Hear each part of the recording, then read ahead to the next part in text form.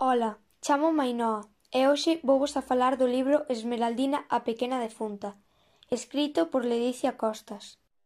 O Hotel Fantastique é popular polos seus incribles pratos. Esmeraldina é feliz nas cociñas deste hotel porque aprende receitas da súa avoa, a chef tremenda. Todo cambia cando Esmeraldina morre de febre escarlatina aos 10 anos. A partir dese momento Esmeraldina pásase a chamar Escarlatina.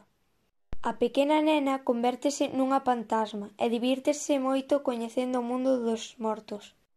Esmeraldina necesita aprender a ser unha boa fantasma.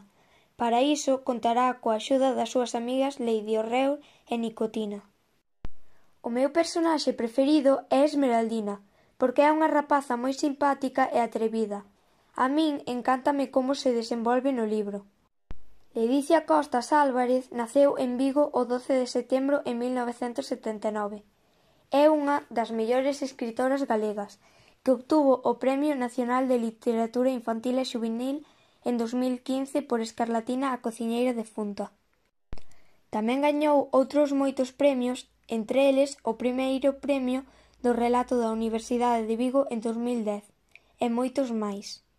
Se vos gustou este vídeo, tedes que ler o libro completo. Adeus.